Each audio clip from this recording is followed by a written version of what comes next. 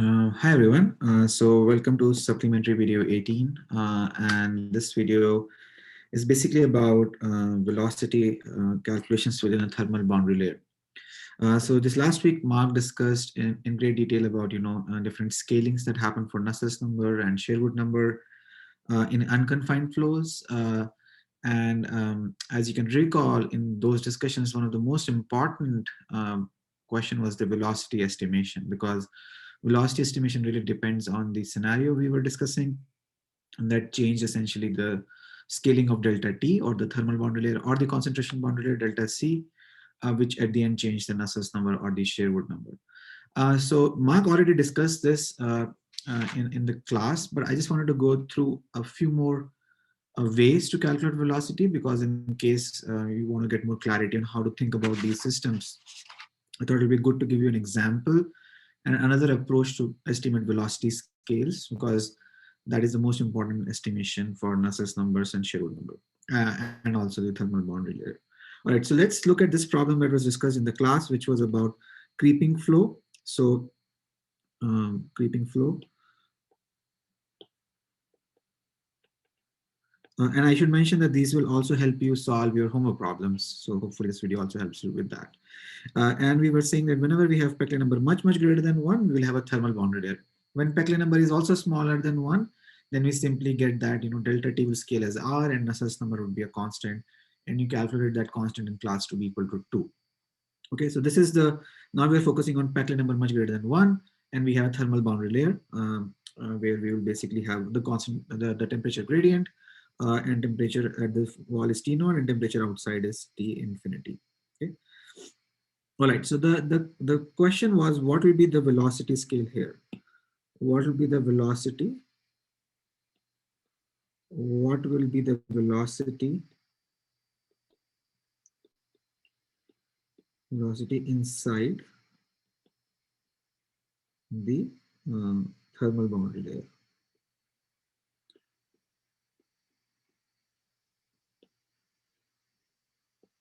So one way to do it was the way Mark did it, which is you kind of think of it as shear rate times the length scale, and that's absolutely correct. And I will discuss that too. But I wanted to go through a slightly more different approach, just in case it might, help you see how it is connected with what other approaches. Okay, so let's see what is the velocity VR. So we know velocity VR is u cos theta minus 3 by 2 r by r plus 1 by 2 r by small r whole cube. This is 1 by 2. Okay. And v theta is minus u sine theta.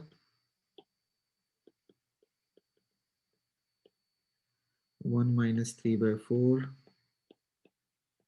r by r minus 1 by 4 r by r whole cube. Okay. And note that the homework problem that you're doing has a bubble problem rather than a solid problem. So naturally you will have a different velocity in r and theta direction.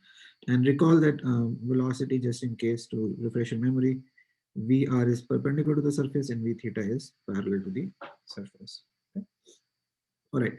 So one way to think about what will be the velocity scale here is to actually simply estimate VR at r equal to r plus delta t, right? And V theta at r plus delta t, right? If you simply calculate the velocity at a delta t distance away from the surface, we can actually simply get the values. And note that we also know that delta t by r is much smaller than 1 is because Peclet number is large, right? So we know that the boundary layer thickness smaller. Okay, so we get r equal to r plus delta t. So this becomes, let's calculate v theta first, just out of convenience. You can do the VR also first, doesn't matter. And we get minus 3 by 4 r by r plus delta t, okay, minus 1 by 4 r by delta t whole cube. Okay, and you can simplify this a little bit, and I will show this to you how to do that. You can write this as minus 4 r plus delta t whole cube, and write this as 4 into r plus delta t whole cube minus 3 times r into r plus delta t whole square minus r cube. Okay. So this is an expression, and you can actually expand this a little bit. 4 into r plus delta t whole cube. And what you will get is 4r cube, and you can do this. It's not very difficult. It's expanding like a plus b whole cube, a plus b square, and so on. So this is just a bit of algebra, nothing very complicated.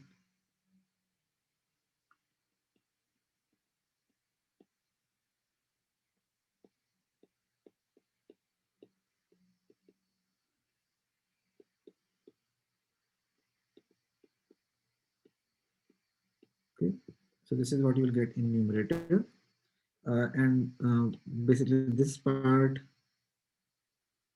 is this part. Okay, then this part is the second term. I'm just expanding this, and then the third term is just this term. Okay, and what you see is the r cube gets cancelled out. Terms of the r cube get cancelled out, and what you get is minus u sine theta with 6r square delta t, r square delta t uh, plus 9 delta t square r plus 4 delta t cube.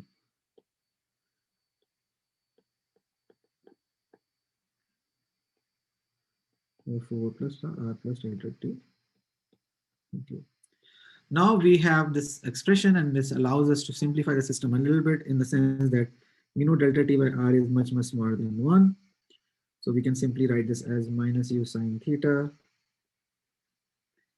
6 by 4 r square, and let's say delta t by r plus r cube into 1 plus delta t by r whole cube plus 1 plus 3 by 2 delta t by r plus 2 by 3 delta t by r whole square. Okay, and essentially we can ignore this term, we can ignore this term, and we can ignore this term, or simply this becomes minus 3 by 2 u sine theta delta t by r. Okay, so I know this is a very long way, but you can see that we get the scale of v theta as u delta t by r, which is what Mark derived in the class. Okay. And it is important to see that if we were to actually if we were interested in solving the exact problem, we will have to do expansions like these, and they are done in the book. So if you look in the book, there is a problem which actually goes into the detail of this problem and expand the full velocity profile, and you will be able to essentially get expansions in delta t by r, and you can then solve the exact problem. So, but I hope this was, you can see that this scale that was derived in the class is actually embedded within the velocity profile, and you can simply calculate it based on by substituting small r as r plus delta t, and using the fact that delta t by r is much smaller than 1. I will just also give you the result for VR. You can actually expand this yourself. I do encourage you to do that to get some practice. So it actually becomes 2 into r plus delta t whole cube. Please do try this yourself. It's very instructive to try this. Delta t whole square plus r cube by 2 into r plus delta t whole cube. And what you get out is 3 by 2 u cos theta delta t by r whole square. So it becomes a slightly even another expansion is that you get the square here, which if you recall in the class Mark discussed using the continuity equation that you can get from v theta to vr using the continuity, you will get the square term also out. So again, you can get that expression directly from using that shear rate kind of formula, or you can get it from this VR and V theta. Okay, so now let's take it one step further, because we have done this for a problem where the velocity profile was defined, very well defined. And you may say, well, what if I don't know the velocity profile? I mean, certainly we're solving similar problems in the class where the velocity profile was not clearly defined. So what would we do in that case? And the idea is simply this. So another one approach you can actually do this is you can imagine that we have a surface, okay, or an interface rather, and let's say X is this direction and Y is this direction, okay, and this is the direction perpendicular to the surface,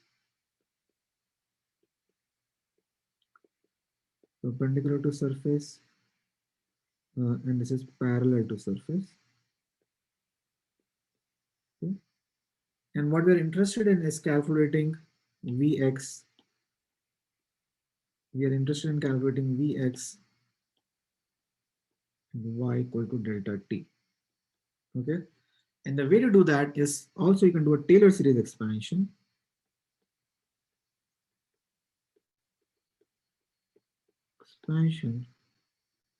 Is Vx at Y equal to 0 plus delta t del Vx by del Y at Y equal to 0 plus delta t square by 2 del square Vx by del Y square and so on.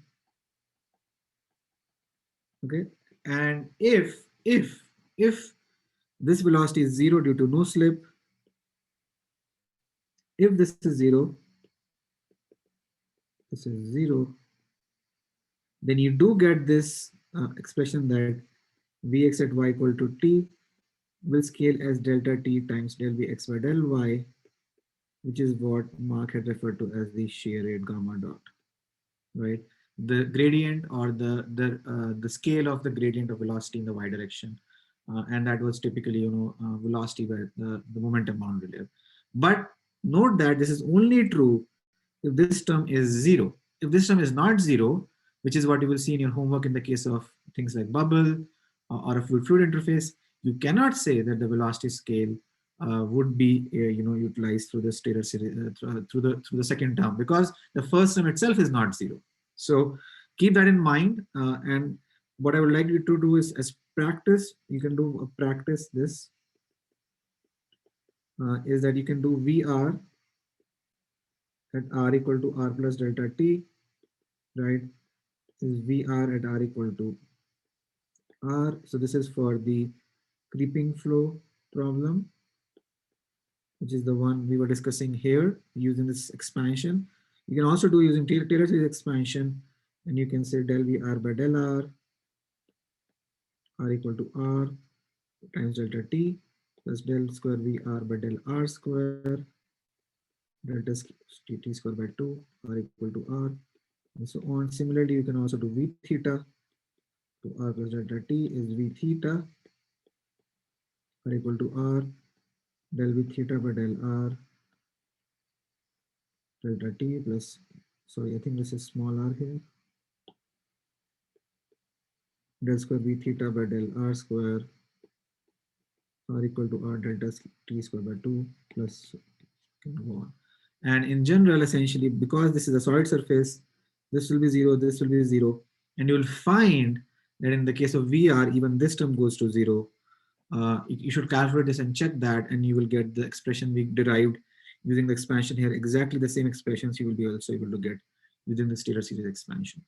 And so I really think it's an important way to understand this sort of velocity scales, that whenever you have a thin region near the surface, you can actually use Taylor series expansion or a polynomial simplification like this to get to the velocity profiles, and they also help you in understanding the scales. So I'll give you an example of using this kind of analysis in the next supplementary video, where I'll try to kind of reconcile the confined flow and unconfined flow system for heat and mass transfer. And finally, I should just mention one thing, that this is only true, this analysis is only true when delta T by delta M is much smaller than 1. Or what, and delta M is the momentum boundary layer, or the momentum boundary layer And basically the idea being that this is the region where velocity gradients are present. The point being that we cannot write a Taylor series expansion. I mean, basically, it will not be useful because it's generally done when this parameter is small, and it will be only small when the scale of the velocity gradients is larger. So in this case, the scale of the velocity gradients are larger because we know the radius of the sphere is kind of like the momentum boundary layer because that's the scale of the gradients of the velocity. So you can write this expansion, but if we have thermal boundary layer to be much thicker than the momentum boundary layer, then you will not be able to make the simplification. So just wanted to clarify that, and before I close this video. So hopefully this video was helpful. I do really I encourage you to check this out and do these calculations yourself. And as you will see in the bubble problem, you will have a different scaling, and it is important to kind of put it in the context of Taylor series expansion or this polynomial simplification. And I hope to see you in the next video. All right.